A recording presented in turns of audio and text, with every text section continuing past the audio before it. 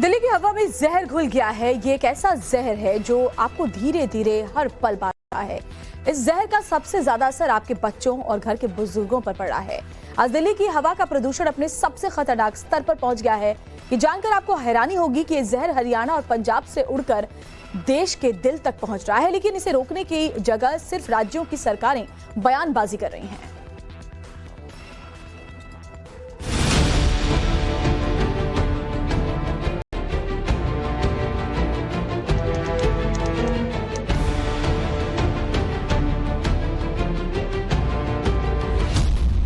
दिल्ली में सांसों की जंग बरकरार।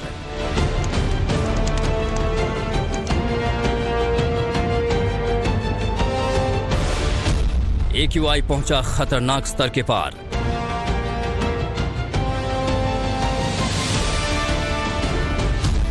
प्रदूषण से थमी वाहनों की भी रफ्तार। दिल्ली NCR की हवा दिन ब दिन और जहरीली होती जा रही है। दिवाली के बाद से दिल्ली NCR में प्रदूषण बढ़ने का जो सिलसिला शुरू हुआ वो लगातार जारी है। हालात ये हैं कि देश का दिल यानी राजधानी दिल्ली आजकल जहरीली गैस का चेंबर बन गई है। दिल्ली की हवा कितनी जहरीली हो चुकी है इसका अंदाजा इस बात से लगाया जा सकता है कि आज तड़के 2 बजे भी AQI का स्तर बेहद खतरनाक स्तर पर था। इस दौरान आनंद विहार में AQI का स्तर 412 था, वजीरपुर 430, विवेक विहार 418, बुराड़ी में AQI 398, बवाना में 413, लोधी रोड में 345, रोहिणी में 399 और पंजाबी बाग में 377 था।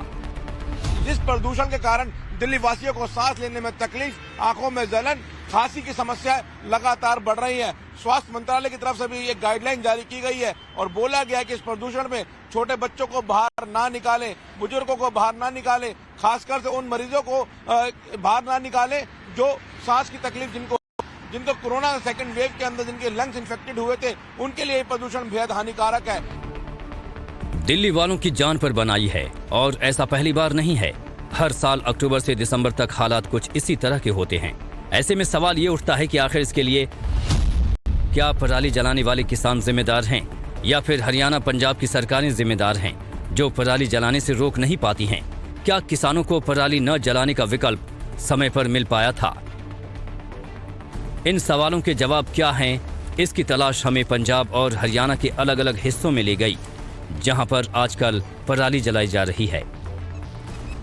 पराली जलाने पर पंजाब की सरकार रोक लगाने में कितनी कारगर साबित हुई है, इसकी पड़ताल के लिए हमारी टीम सबसे पहले पहुंची लुधियाना के एक गांव में जहां पर खुलेआम पराली जलाई जा रही है। किसानों का आरोप है कि उन्हें सरकार की तरफ से कोई मदद नहीं मिली, जिसके बाद उनके पास पराली जलाने के अलावा कोई चारा नहीं बचा।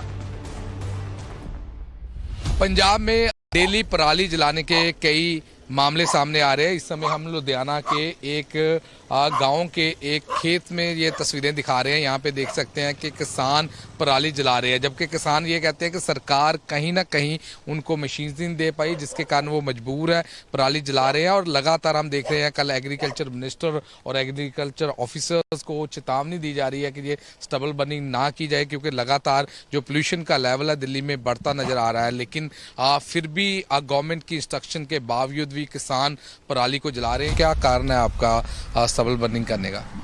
जो ये हम आग लगा रहे हैं जी, हाई कोर्ट सुप्रीम कोर्ट ने भी इनको बोला था सारी सरकारों को कि भी जिम्मेदार को जो है कंपनसेशन दी जाए, पर किसी ने कोई कंपनसेशन नहीं दी, कोई मशीन नहीं दी। जैसे कि ये स्टेट सरकार कह रही है हमने मशीनें दी हैं, किसी को मशीन नहीं दी। अब जो है आप देखो नवंबर शुरू होने वाला है, कल से गेहूँ की बिजाई तकरीबन जिम्मेदार कर चुके हैं और आग लगाई है, क्योंकि अब जिम्मेदार के पास कोई रास्ता नहीं है। ये बोलते हैं जेल देंगे, पर्चा देंगे, दे दो जेल और पर्चा क्या है। लुधियाना तो पंजाब के महज एक जिले की तस्वीर है। ऐसी तस्वीरें आजकल पंजाब के तकरीबन हर जिले में आपको देखने को मिल जाएगी। लेकिन पराली जलाने के लिए सिर्फ पंजाब के किसान अकेले दोषी नहीं हैं, इसके लिए वहाँ की सरकार भी जिम्मेदार है। पराली न जलानी पड़े इसके लिए सरकार की कई योजनाएं किसानों तक पहुँची ही नहीं, और जो फसल बोने के लिए हैप्पी फीडर किसानों को दिया जाना था वो किसान सोसाइटी में पिछले 1 साल से धूल खा रहे हैं।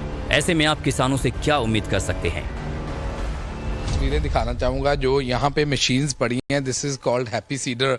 जो हैप्पी सीडर है ये इस साल वर्तों में नहीं आए, और जैसे कि जो किसान है उनका ये कहना है कि हैप्पी सीडर से बजाई ठीक नहीं होती, जिसके कारण उन्होंने लगातार इसको अवॉइड किया। तो तस्वीरें भी दिखा रही हैं कि कैसे ये जो एक सोसाइटी में है, जो सरकार की सोसाइटी होती है, और उस सोसाइटी में हम देख सकते हैं ये तस्वीरें जो दिखा रहे हैं इस समय, कि ये तस्वीरों से दिखता है कि ये हैप्पी सीडर जो मशीन दी गई है, जो सब्सिडी पे मिली है, जो अलग अलग सोसाइटियों को, वो नहीं यूज़ की गई। ਪ੍ਰੋਬਲਮ ਤਾਂ ਸਭ ਤੋਂ ਵੱਡੀ ਇਹ ਹੈ ਵੀ ਖਰਚਾ ਹਰ ਜ਼ਿਮੀਂਦਾਰ ਇੰਨਾ ਨਹੀਂ ਕਰ ਸਕਦਾ। ਠੀਕ ਹੈ ਜੀ, ਗੱਲ ਤਾਂ ਮੇਨ ਖਰਚੇ ਤੇ ਆਉਂਦੀ ਆ, ਕਿਉਂਕਿ ਸਮਾਂ ਘੱਟ ਹੁੰਦਾ। ਜਿਹੜੇ ਛੋਟੇ ਜ਼ਿਮੀਂਦਾਰ ਉਹਨਾਂ ਕੋਲੇ ਸਮਾਂ, ਕਿਉਂਕਿ ਜਿਹੜੇ ਵੱਡੇ ਜ਼ਿਮੀਂਦਾਰ ਉਹ ਤਾਂ ਆਪਦਾ ਔਜ਼ਾਰ ਲੈ ਸਕਦੇ ਆ। ਜਿਹੜੇ ਛੋਟੇ ਜ਼ਿਮੀਂਦਾਰ ਉਹ ਸੁਸਾਇਟੀਆਂ ਤੇ ਡਿਪੈਂਡ ਆ, ਜਾਂ ਲਾ ਲਓ ਵੀ ਅੱਗ ਉਹਨਾਂ ਨੂੰ ਮੇਨ ਲੱਗਦਾ ਵੀ ਹਾਂ ਅੱਗ ਨਾਲ ਠੀਕ ਆ।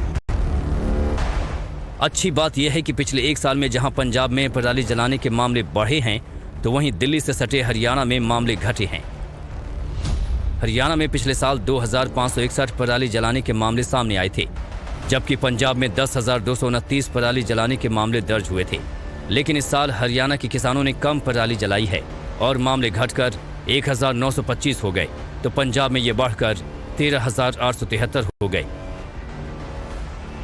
हरियाणा के किसानों के मुताबिक उन्हें सरकार की तरफ से मदद मिल रही है, जिससे पराली जलाने में कमी आई है। ये कह रहे हैं कि जो बेकार हो जाता था अब आज के लिए कीमत दे रहा है। ये किसानों को अच्छी आमदनी कर रहा है। अभी हर एक किसान खुश है, और आपको कहीं भी पूरे हमारे जंगल में देख सकते हो, कहीं भी आपको एक एकड़ में भी कहीं भी नहीं मिलेगा आपको जला हुआ। तो ये अच्छी कीमत दे रहा हमें।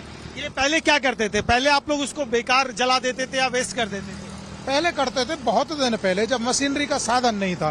अब पशुओं के लिए भी, और ये व्यापारी भाई हैं, ये इस बुस के व्यापारी हैं, ये इसको अपना सप्लाई करते रहते हैं। दरअसल दिल्ली एनसीआर के प्रदूषण में पराली हिस्सेदारी इस साल करीब 26% की है।